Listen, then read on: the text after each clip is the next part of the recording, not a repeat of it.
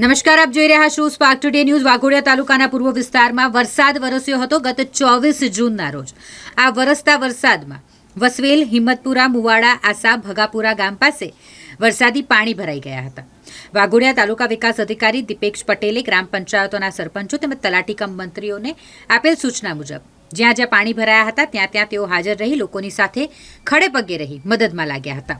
વસવેલ જૂથ ગ્રામ પંચાયતના આસા ગામના કેટલાક રહેણાંક વિસ્તારના મકાનો કે જેમાં પણ વરસાદી પાણી ફરી વળ્યા હતા। તેમજ વસવેલ ગામમાં દૂધ ડેરીના મંત્રી ધર્મેશભાઈ અને વસવેલ ગામના યુવા ટીમ દ્વારા આસા ગામના મુખ્ય ફળિયામાં લોકોને જમવાની વ્યવસ્થા કરી આપવામાં આવી।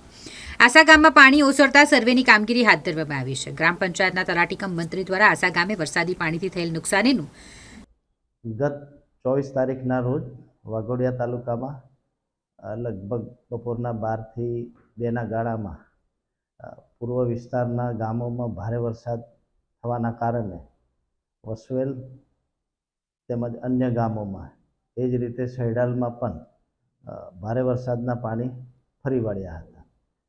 આ સમય દરમિયાન વસવેલ, સૈડાલ તેમજ તમામ ગામોના સરપંચશ્રી ખડેપગે હાજર હતા અને તલાટી કમ મંત્રીશ્રી દ્વારા પણ સમયસર લોકોને જાણ કરવામાં આવેલી હતી। એટલે કોઈ પ્રકારની વધુ પડતી કોઈ જાનહાનિ કે બીજી કોઈ નુકસાની થયેલ નથી।